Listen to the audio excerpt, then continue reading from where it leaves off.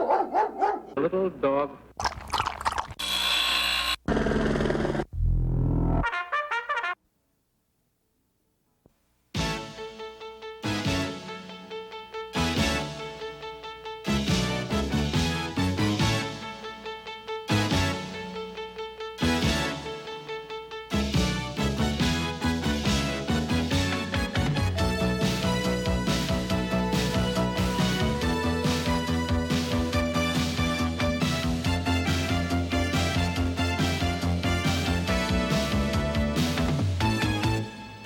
Hi, I'm Jane Rudolph. And I'm Engineer Charles Minor. Welcome to Reel to Reel. You know, it's always nice to welcome so many people to Reel because of all the things we've been able to do and see and identify with. When you think of the various kinds of activities, various parts of the world, and various people that we meet up with, it certainly helps to unify our own lives very much. It's interesting to see babyhood to senior citizens on Reel to Reel as well. And one thing that I think we're going to bring out tonight is that if you're born a happy person, you most likely will be a happy person in your 80s. And if you always look on the dark side of life, unless of course you make a big change, chances are you're going to be a pretty miserable older person as well. But then sometimes you have to make a big change. Right. You just can't, once you discover there's some dark side, you must change it. You just can't sit with it all the time. But I would think that we have an awful lot to do with the people's making those changes if they stay with us in Reel to Reel. And it's always so interesting to see these people who seem so ordinary and do such extraordinary things. I always go home after Reel to Reel and say, I don't do enough. These people are amazing. No, you do enough, I think. Oh, thanks, Monsignor, and so do you. And tonight on Reel to Reel, you're going to do a lot with us. In fact, you're going to learn how to tap dance from ladies who are 60, 70, and 80 years of age. We get into the alphabet, CSC this time, not CCD or CYO. You'll meet Maureen O'Hara, who will talk to us about CSC. And Father Tom Legere has some special insights for us on how to turn ourselves around from being outside to inside. Then we have something interesting. Most of us think about a vitality and life and dream about the cruise. I think for many of us, the cruise is the ultimate of all kinds of vacations. Did you ever take a cruise? I did once. And when you go on a cruise, you go into the port and you see a lot of shops and a lot of glitz and glamour. Rarely do you see what's beyond that. And sometimes what's beyond that is quite shocking in its poverty. Well, tonight, you're going to take a cruise on Mercy Ship. And you're going to see how love is given with both hands extended. 2/3 of our world is covered by water. And half of our 5 billion inhabitants live in or near major port cities like this one. But behind the modern skylines of the world's most famous ports of call is most often a very different picture. It's a world of abject poverty, where children literally fight for their lives against sickness and disease. In places like Guatemala, for example, 1/2 of the children will die of malnutrition before they reach the age of 12. In other countries, the death toll is even more staggering. Often, the cause of sickness and disease is no more than impure drinking water, something so simple to correct by Western standards. Yet even in our modern age, we are unable to solve these basic problems. And the greatest tragedy of all is that most of these people have never been filled with the hope of the good news of Jesus Christ. In 1978, Youth with a Mission started a ministry to reach the needy in these cities. 200 world-class port cities, not to mention all of the smaller towns and villages, fishing villages that also have access, some only by a ship. So really these two ships and the ones to come in the future give us access to most of the needy and the hurting, the ones who most need to hear the message of a God of love who cares for them and can change their lives. And today, 2 ships reach out to the world with the two-handed gospel of mercy and evangelism. The larger of the 2 ships is the Anastasis. It was bought from an Italian shipping company in 1978 for $1 million. And today it still visits great ports of call, but for a different purpose. The Anastasis is a ship of love, and that's really what the ship is all about. It's 350 people on board with hearts and hands dedicated to making known the mercy of God. The ship has already taken the message of God's love to more than 40 cities around the world, from Guatemala to Fiji. And meanwhile, the Good Samaritan reaches the nations where the Anastasis is unable to go. Places like the legendary Amazon River, where hundreds of thousands live along its banks, and dozens of shallow water ports that are inaccessible to larger ships. The Good Samaritan has already taken precious cargo and the good news of Christ to Caribbean islands like Haiti and Jamaica, and many new churches have been started. Together, the Good Samaritan and the Anastasis form Mercy Ships, a unique ministry of youth with a mission. When one of these ships pulls into port, she brings a two-handed message of the gospel. One hand caring for man's physical, felt needs, where he hurts right now, and the other hand ministering to his often deeper spiritual needs. And to do that, we have three strategies. Number one, evangelism, the communication, the good news of who Christ is. Secondly, training. We have a training program on board to equip people to do just that, as well as a number of other things. The third strategy is mercy ministries. This is the hospital, the clothing, the relief and development, the building programs. It's the practical communication of the love of God. On board the two ships are more than 450 people from 35 countries, including families and young people of all ages. They volunteer as short and long-term missionaries, doing everything from daily ship operations to creative evangelism and medical outreach. They are as diverse as the tasks they perform, yet everyone works together as a team. When a mercy ship pulls into port, that team goes into action. Evangelism teams spread the good news with music and drama in local communities. Local pastors are brought on board the ship for seminars. And students from around the world study together in a discipleship training school on board. Housing teams go to impoverished communities to build free homes for the needy. This woman and her 7 children lived in a one-room hut before the ship arrived. There, in that house, there were a lot of mosquitoes that bit the children at night. So they lived all the time with mosquito bites and sores all over them. And when it rained, the water came in and the kids had to walk around in the mud. I thank God now because really, He sent these people to make my house. Back on board, a team of surgeons works long hours in the ship hospital. People of all ages arrive at the ship each day for surgeries that will literally change their lives. They are both young and old, with problems like cataracts, which have robbed them of their sight, and cleft lips and palates, which have stolen their dignity. And still others are in need of corrective eye surgery. Without the volunteers from Mercy Ships, these poor people would have no way of receiving the operations they so badly need.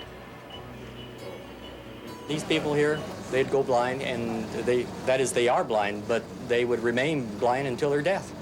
There is one ophthalmologist here, and there are about 150,000 people. And if we can touch them in such a way that to show God's love to them, it's very exciting. Meanwhile, other medical teams work together with local doctors in nearby towns. In this case, doctors are working on patients with club feet. Most are small children who have begun to walk on the tops of their badly deformed feet, and without surgery, they will remain crippled for life. We have been amazed at the patients that we've seen who have got conditions that in our cultures would be dealt with probably at birth. Doctors have been seeing between 50 to 70 patients a day. I think it's had a tremendous impact on us to start with, just to see the joy and to see the total transformation of the people who have had their deformities operated on. On this day, a woman brought her 6-week-old baby to the Mercy Ship's medical team for help. Because of the flexible tendons and muscles in this baby, doctors have decided to put corrective casts on in order to begin a 1-year process of healing. When my baby was born, I felt so bad. I felt, well, it was so painful. And, well, it was horrible to see how she was. And I needed a lot of courage, a lot of love, a lot of confidence in God. Now, after 40 days of sadness and grief, God heard me. And look what's happening. Gracias. Meanwhile, in a small village several hours away, teams of ship doctors and dentists work with local volunteers to provide free care for needy patients of all ages. In developing countries like this one, most people will never visit a dentist in their entire lifetime. I think it really shows that we care for them, and they wonder why, and then it shows the love of God to them, because they wonder, you know, we're doing it for free, and because of what we're doing for them, they really are open to the gospel. In the village outreach, I've been seeing newborns all the way up to people in their 90s. I've been taking care of things as simple as ear infections to as complex as epilepsy and thyroid cancer. And it's only a drop in the bucket, but I feel that if each one of us tries to take care of the one little tiny corner of the world that God has allowed us to see, that something will really get done. That small act of mercy can completely change the lives of those who receive it. In the case of one family, 4 of their 12 children had been born with congenital cataracts, making them virtually blind. But through cataract surgery performed by the Mercy Ship's medical team, their vision has been dramatically restored. Before, it was really difficult because I couldn't do anything, and I felt, well, I don't know how, but now I feel better. I can see more, and I feel like now I can do something with my life. When John the Baptist sent his disciples to Jesus, they had a question: are you really the one? Is this the gospel, the message we've been waiting for? And his answer was very interesting. He said to those 2 disciples, go back and tell John, the blind see, the lame walk, the dumb speak, and the gospel's being preached. And I think that one verse says exactly what's happening here on board the ship. They must have also read the passage that the Lord will take care of the lilies of the field and the birds of the air, because they're not worried. Mercy's ship comes and takes care of them. We're going to take care of you tonight on Reel to Reel, so please plan on staying with us.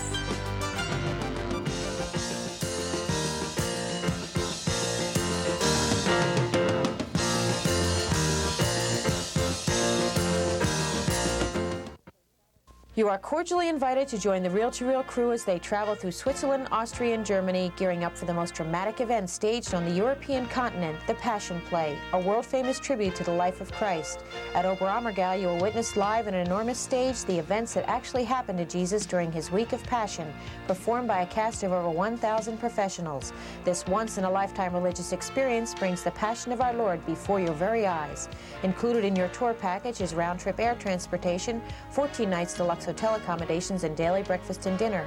You will enjoy such sightseeing tours as a beautiful cruise along the Rhine River and truly experience the culture and folklore of Europe throughout your 16-day itinerary. This spectacular trip is scheduled for July 26 through August 10, 1990. Don't hesitate to reserve your seat for the Passion Play at Oberammergau because tickets are limited. All persons traveling with the Reel to Reel crew will receive as a bonus a 1-hour videotape capturing the memories of your trip. For more information, please call 215-587-3775.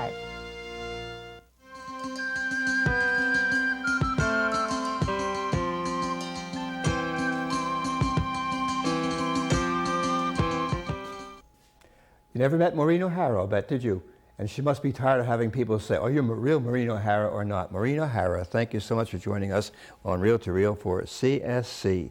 You know, most people are nervous about interviews, but you're nervous about what you're going to do. Why are you nervous about what you're going to do for CSC? Well, next week I'll be taking 73 teenagers over to Elverston, St. Mary of Providence Retreat House for a leadership camp where we're going to plan from start to finish a big work project in Phoenixville and do all kind of leadership training and a lot of details. You're taking 72 teenagers. Who's helping you? Anybody helping you? Well, I have several other adults, thank God, and several older teenagers, college students that'll help. The CSC is a community service corps. All these contacts were made, like, not just this summer. They've been going on some time, I suppose. Right, right. CSC during the year is an organization that provides service opportunities for the kids in the high schools, the teenagers in our high schools. We have over 8,000 kids who are involved in service on a daily basis throughout the school year and even through the summer. I'm sure you'll disagree with this. I met a lady one time, he said, God knows what he's doing when he sends us children as infant babies. If he ever sent them as teenagers, we send them back. You don't agree with that, do you? Well, I really get to see the hope in these teenagers. They they fill me with hope for the world.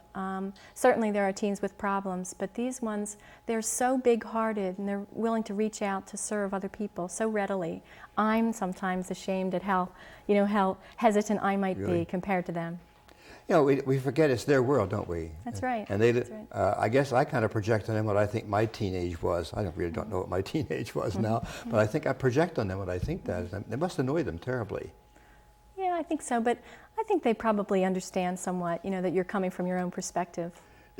They're going to tolerate us a bit. Sure. Well, that's not a bad idea, That's though. right. We take umbrage at that, the kids tolerating me. Well, why not? Yeah. Yeah, they're really very loving. What will they do now at this workshop you're having all next week? What's the whole thrust of it? Okay, our focus is on leadership skills, to give them some skills in public speaking, organizing projects, running meetings, to be able to handle their, to both lead their CYOs in the parishes as well as their CSCs or National Honor Society Student Council in the high schools. Underneath everything is a strong faith development part. We'll have liturgies, morning and night prayer every day. And the most wonderful part of last year's program for me was the teens who evaluated, who might have been afraid of the prayer when they first came, or a little hesitant or like impatient with the idea that they were going to pray so much. They came away thinking that that was the best part, that they had really become vulnerable to each other and really experienced God in a different way. It was very encouraging for me. Will there be a project involved also? Something? Right. We'll just sit and pray, do something. Right now, on Wednesday, we're going to go to Phoenixville, which is fairly near to Elverson, and help the community to clean up several parks that have fallen to disarray. We're going to repair benches. We're going to do painting. We're going to, clean up the landscape. I was out the other day. There's mattresses and old tires that have been dumped there. There's an old TV at one part. So the kids are going to really clean up the area. And then there's another corner where they're going to make a park. So they're going to build benches and plant trees. And Maureen, will the opportunity of children, teenagers being involved with the local community, will that help the local community to respond, to do something, to correspond when they leave? I think so. Last year we had an opportunity to work in a neighborhood to clean up several lots. The response from the neighborhood, first of all, the little children come running. Our kids all had heavy gloves on to help them with moving the glass and whatnot. They all wanted to wear the gloves. They all wanted to help. They were going to do what the big kids did. So that pulled parents out of the homes to see what was going on, what their kids were doing. And the response from the neighborhood was wonderful. When we ran out of trash bags, I thought we had tons of trash bags. The city had donated them, the parish had donated them, but people came out with their grocery bags and stores lent boxes, and it really helped the neighborhood to... And I'm sure you sneaked to look at the same place again during the year, did you? Oh yes, and the kids keep asking me. How is it doing? Very well. I'm impressed with how the community has really kept it up. Because that's the beauty of, I think, service, is that just to go do something with somebody, it has to encourage them to do as well. Like the mercy ships just can't give a sudden surgery. Right. Something has to happen to health behind that. Certainly. What do you think then the youngsters will be doing this year now as they go back to school? Okay. Community Service Corps has service project in 5 areas. They serve the elderly. They go out and visit the elderly in nursing homes as well as in their homes. And many times that fosters a real relationship with these people. The kids will either continue to write to them or stop and visit them. They may buy groceries for the people, help them with different chores. But there's a friendship that's formed. Every day in Philadelphia, some teenager in one of the shelters is serving food, going out onto the streets, bringing sandwiches or coffee, serving people in the boarding homes, bringing meals to them every day. Maureen, it's a really exciting thing. And Community Service Corps is not just Maureen and I sitting here talking. It's young people doing something in the local community. They're doing more than just tap dancing. They're doing a lot of good work for great people. And speaking of tap dancing, Monsignor, we often think of Ann Miller, wonderful great lady who can dance. She's beautiful, and she's also a senior citizen. But we're going to find out tonight that you needn't be a big-name star to mimic Ann Miller. In fact, take it away, girls. 5, 6, 7, 8. All over the country, seniors are discovering dancing. This group at a senior citizen center is mostly widows and mostly in their 70s. But they have had the time of their life, and their health is improving like you wouldn't believe. These dancers have been together for 6 years. Some came into the class with severe diabetes and heart trouble. Today, most of them show no signs of serious illness. A doctor told me that tap dancing can extend the lifespan by 10 years or more. All of those years healthy and active. I had to do it because of my blood pressure, and it has helped me immeasurably.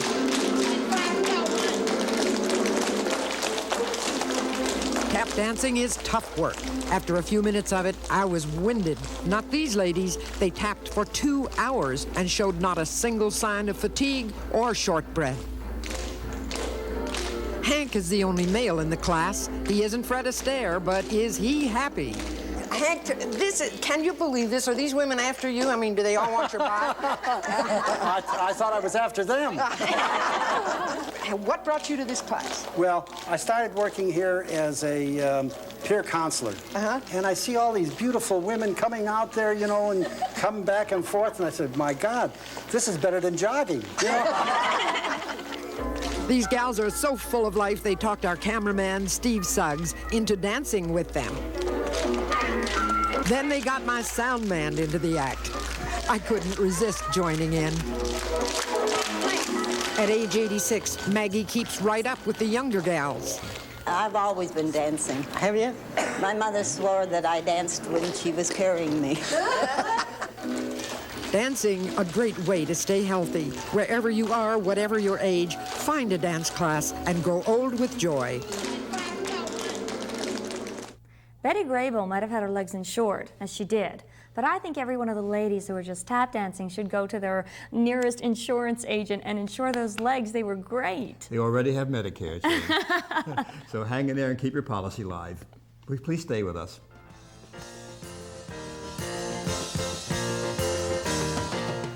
Most of our problems are caused by ourselves as a result of what happens between our ears.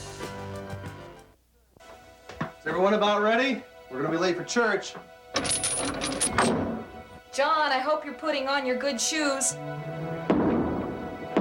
Everyone looks so nice.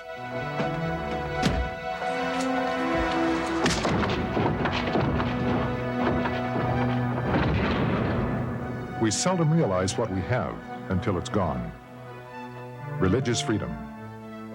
A message from your Catholic neighbors. 20 years ago, leukemia took the lives of enough people to fill a ballpark.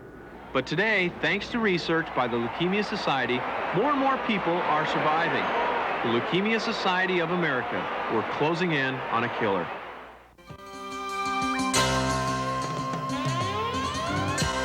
We welcome your comments and suggestions and encourage you to write to us at Reel to Reel, 222 North 17th Street, Room 907, Philadelphia, Pennsylvania, 19103, or call us during regular business hours at 215-668-9842. Well, we've gone from tap dancing to cruise ships tonight, but all in all, we've really met a lot of people who have an incredible zest for life. And you know, the zest for life is something we really have to have personally. So many of us give up to difficult things when we can handle them better than we do. We know that, hindsight. But Father Tom Legere tells us how to get some foresight and learning how to deal with the problems. And so, how do we get rid of this needless suffering? He's in the Lord. Most of our problems in life are not caused by other people. Most of our problems are caused by ourselves as a result of what happens between our ears. In fact, there's a whole branch of psychology that's based on this idea that much of our suffering in life is needless, and it comes from erroneous thinking. Now, obviously, some pain goes along with just being alive. For example, death is a fact of life. But much of our suffering, however, is neurotic. And I think as people who are striving for wholeness, we have an obligation to try to rid ourselves of a lot of this erroneous thinking. Traditionally, there are four great distortions, great illusions that are recognized as causing our suffering. The first is identifying totally with our bodies. You hear people say things like, "I'm getting old." Well, when you think about it, we're not getting old. Our body may be getting old, sure, but our souls are eternal. And when we identify totally with our bodies, we cause a lot of our suffering. The second great illusion is identifying totally with our minds. We have thoughts, but we are not at the mercy of our thoughts. However, I know this is easier said than done, because sometimes in life I find myself almost a prisoner inside my own mind. I can't stop thinking. At times like that, when we pray, when we meditate, we can step back and leave our thinking and not be at the mercy of it. The third great illusion is identifying totally with our egos. In this case, we try to be big shots. And when we think that way, we don't realize that we are already supremely important in the universe, because God considers us to be His children. That's what gives us immense value and dignity. But most of us have to learn that the hard way. We build our little kingdoms and we get the rug pulled out from under us, and we learn quickly that our little egos are not God. The fourth and final great illusion is the feeling of being separate from other people, from the universe, and from God. We see other people as our competitors, and we think that we are separate from the earth upon which we walk. But all the great mystics are in agreement that the more we grow in our spirituality, the more our unity consciousness grows. And we get that sense, that conviction deep inside ourselves that we are one with other people, we are one with the universe, and wonder of wonders, we are also one with God. I have no trouble at all about the universal need to serve people all over the world, and we do that. And that has been the mission of Jesus and to all the apostles and missionaries. But I get such a joy when I see something happen at home, especially when you see the young people do it. The CSC, as Monsignor Schmidt began it, still is alive and well and doing such great things. And as we chatted with Maureen before the show, remembering back to my high school days when I was involved in CSC, it was something that was open to freshmen. And freshmen walk into this high school and are scared to death, and they don't know what to get involved in. And it was probably one of the warmest ways to be welcomed, in my case, into Cardinal O'Hara, by working with CSC. Well, what service did you get into? I tutored children in the inner city, but worked very closely with Jim at Don Guanella, with the boys who were doing different kinds of gymnastics and things like that at Don Guanella. Coordination is tough for all of them, but you know, the word coordination and working in gym with somebody like that gives also an insight to how uncoordinated we are in things that we choose to do, and we go more by happenstance than any plan or design. I wish we'd get more design of things and volunteer things we like to do. Yes, and you're so right that there's so much to be done here at home, because as, you know, we see a ship like Mercy Ship, but there are probably instances in Philadelphia and in suburbs as well where people need just as much help and maybe just as much medical attention too. I have no problem again with the aged, the elderly and infirm, but there are so many young people who need help. There are lonely kids around. I know that, for instance, we'd have community service projects provided by for young people who get in trouble with the law. And they're not the first-time offenders or some dumb thing. But it's been a great thing to experience how these kids got into trouble because nobody was serving them or helping them to do anything. Nobody challenged them to do anything. So, go ahead. I was just going to say that that's why things such as Big Brothers and all those organizations can be showcased here on Reel to Reel. And with that, we'll have to wrap it up. But it's been a pleasure to be with you once again. And until next week, please take care. Do please. Goodbye, and God bless you.